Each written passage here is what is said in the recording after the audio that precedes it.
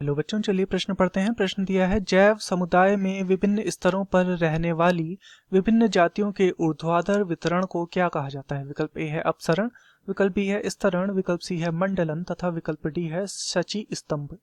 तो इस प्रश्न में हमसे जैव समुदाय के विषय में पूछा गया है, अर्थात इस प्रश्न की जो मुख्य अवधारणा है, मुख्य अवधारणा जो इस प्रश्न की है वह जैव समुदाय के विषय में है।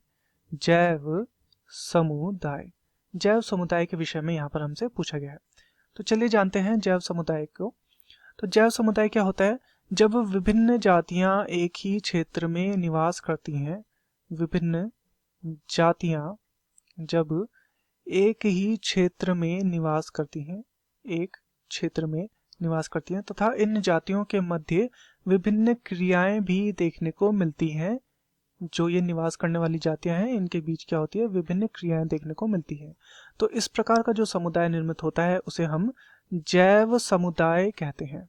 जैव समुदाय उसे कहा जाता है।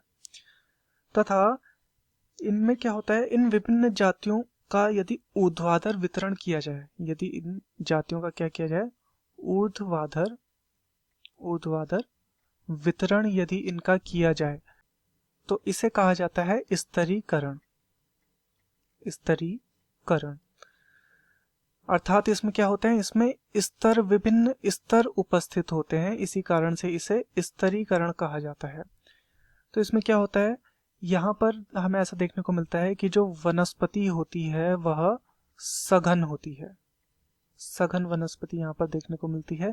तथा उदाहरण यदि हम इसका देखें, उदाहरण है इसका उष्ण कटिबंधीय वर्षावन। जैसे हम लेते हैं उष्ण कटिबंधीय, उष्ण कटिबंधीय जो वर्षावन होते हैं, वर्षावन, यहाँ पर हमें देखने को मिलता है कि यहाँ पे 7 स्तरीय व्यवस्था देखने को मिलती है, अर्थात 7 स्तर देखने को मिलते हैं।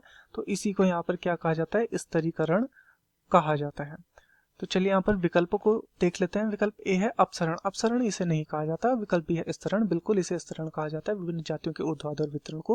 विकल्प सी है मंडलन, मंडलन भी इसे नहीं कहा जाता ऊर्ध्वाधर वितरण को। तथा विकल्प डी है शची स्तंभ, शची स्तंभ भी ऊर्ध्वाधर वितरण को नहीं कहा जाता। तो दिए गए प्रश्न का सही उत्तर होगा विकल्प बी स्तरण। मैं आशा करता हूँ आपकी यह समझ में आया होगा। धन्यवाद।